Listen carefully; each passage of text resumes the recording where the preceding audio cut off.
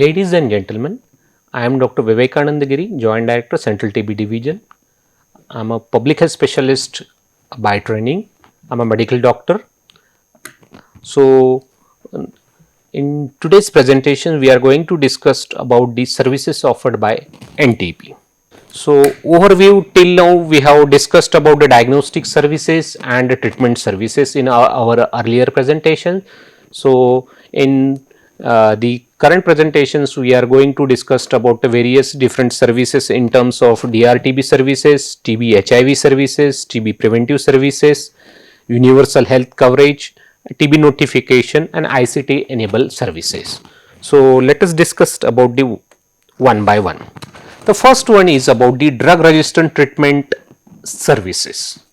In tuberculosis, the drug resistance has been identified and addressed in the programs, and as a part of that only from 2007 onwards the DRTB was added as a separate component.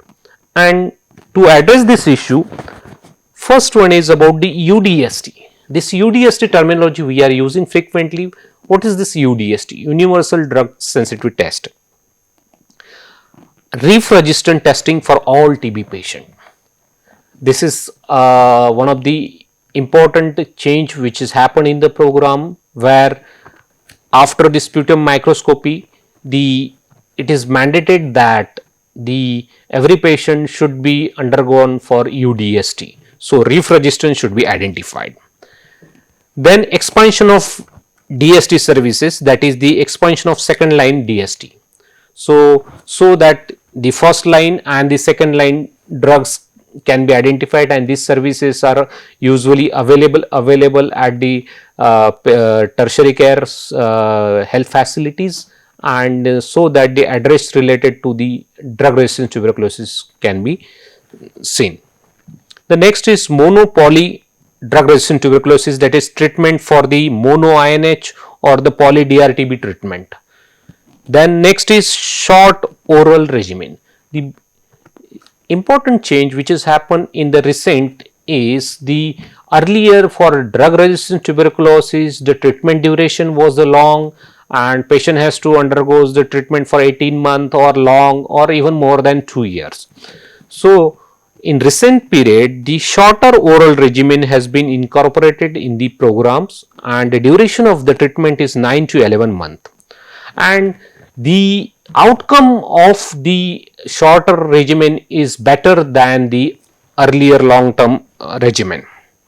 Then on the different research or different intervention happen globally with the advent of the particularly DRTB services, certain new drugs has been incorporated in the program like bedaquiline and other drugs. So, expanded all DRTB centers. As we know that DRTB services basically available at the district level, and the in DRTB center patient is given the all DRTB related medication free of cost, and particularly for the different drugs are used in the program based on their indications. Then decentralized DRTB services, that is decentralized diagnosis and initiation of treatment of DR services at district level, and program has identified manpower for that and identified health infrastructures also for DRTB centers. Apart from that, program has the linkages with the different tertiary care institutions like medical colleges, either it may be a public medical college or it may be a private medical college. So, as per NMC guidance, so every medical college should have a DRTB center. So DRTB facilities are equipped in medical colleges, and necessary support for establishing the DRTB services in the medical colleges is provided by the programs in terms of medical officer, in terms of TB-HIV, in terms of different logistics and the diagnostics required for the operationalize of the center. Now TB-HIV services. So TB-HIV services, that is HIV testing for all TB patients. So in program it is mandatory that every diagnosed tuberculosis patient should undergoes the HIV testings, and currently the national average is above 90%, and the NTEP has collaborations with the NACP, that is National AIDS Control Program. So ART centers and our DOT centers are basically having the linkage, so that every TB patient will be screened for HIV and every PL-HIV will be screened for tuberculosis. So the TB-HIV services is linkage. Then CPT for the all TB patients, that is the cotramazole prophylaxis therapy for the all TB HIV patients, then ART for all HIV TB patients. So these are the certain intervention which is basically ongoing, and linkage between these two program and services for the comorbid conditions. And the vulnerability, because a person if a PL-HIV, then possibility of getting the TB infection is very high because of their low immunity and other things. So these issues can be addressed. Then to address these different services, we have different mechanisms in terms of the rapid molecular diagnostic.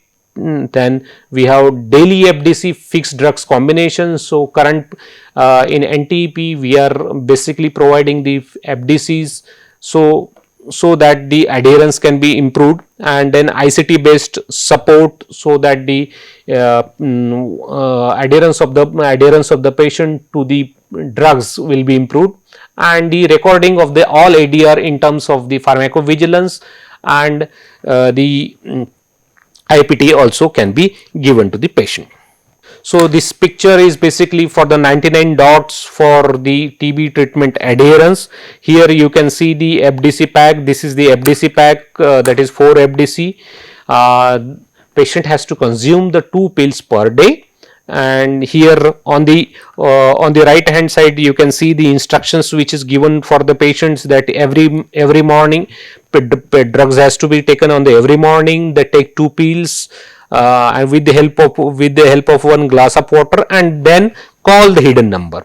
So here the 99 dot mechanism, here patient usually consume the 2 pills, and then at the second pill there will be number hidden, so that patient has to call that number. It is a toll free number, and that will be the recording that the patient has consumed the medication. Likewise the pattern is given, and so that the adherence of the patient can be monitored.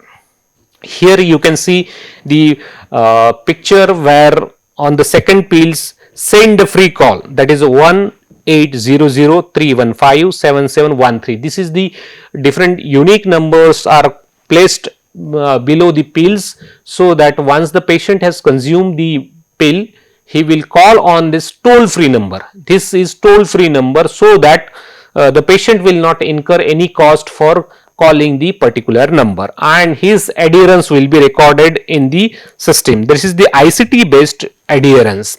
Here we can see the calendar view of the adherence, on which first one is about the ID, then attention required, patients, and it is the entire period, that is from the 1st, 2nd up to 31st. So likewise here on this particular diagram we can see or we can monitor adherence of the patients, and attention required is based on the medium, high. Likewise the priority is also mentioned. Next is airborne infection control measures.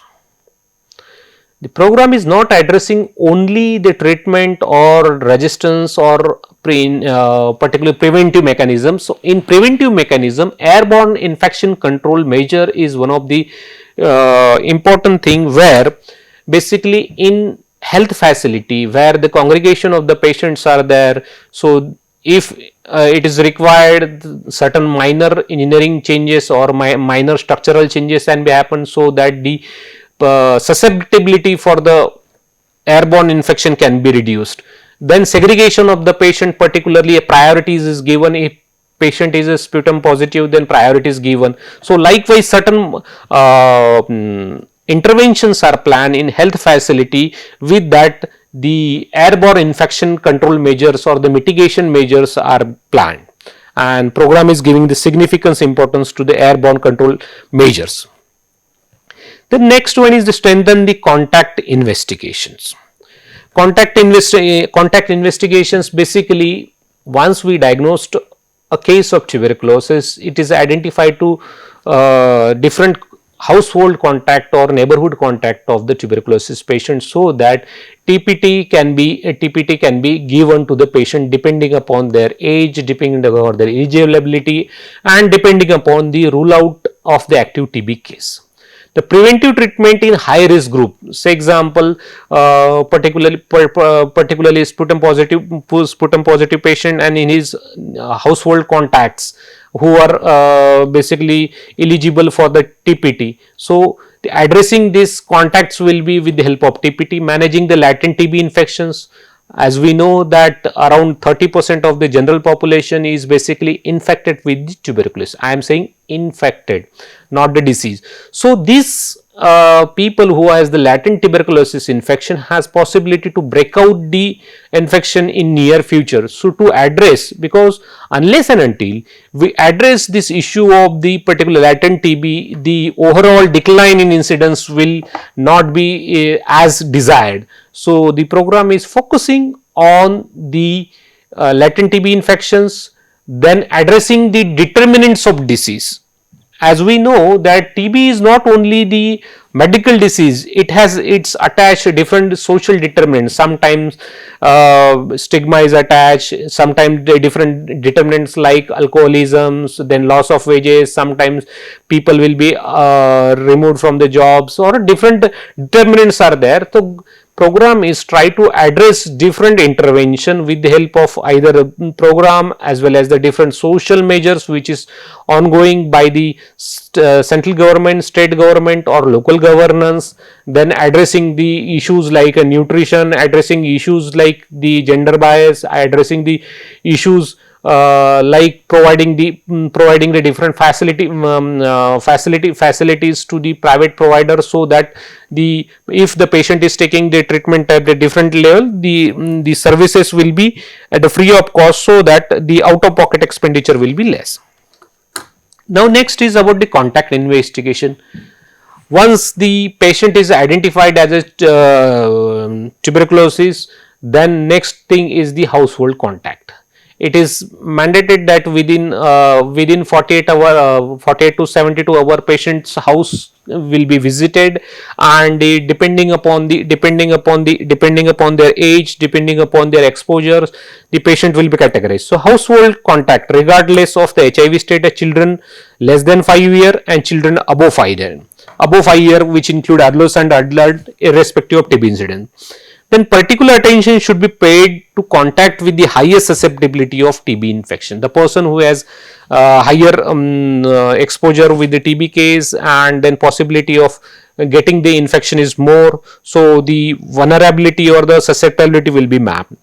In case of pediatric TB, the reverse contact tracing, because if we find a pediatric TB in a household, the less likely that he himself has infection, so he might have acquired the infection from any adult or any other family member in his house. So reverse contact tracings for any active case, so that will yield the program. Here the question is not only the treating the particular person, here the question is about the interrupting the chain of transmission. Then other risk group for LTBI, that is testing, include people living with HIV, patient on anti-TNF treatment, silicosis and organ transplant. These are the people who are basically vulnerable for getting tuberculosis. So if such person is having LTBI, that is latent TB infections, then he will be subjected to the TPT. So the possibility of breaking the LTBI into the disease will be less. Then second thing, as this age group or as this strata of the patients are basically vulnerable, their immunity is less, so in that situation the possibility of getting TB infection is higher. So identifying this group and placing this group into the proper intervention. So TB preventive therapy, initially program has started with the 6 month of daily isoniazide or 3-month regimen for the rifampicin plus isoniazide are the treatment option under NTP guidelines for the TB preventive therapy. And there are certain different new regimen also which is under consideration with the NTEP, and the soon program will be coming up with the different TPT regimen, and it will be scale out in pan India mode, so that the issue of LTBI will be addressed. So active, first and foremost important thing is, before starting TPT, the active TB disease has to rule out. So once active TB disease is ruled out, then only we can go for the starting the TPT for the eligible people. So thank you for the patient listening.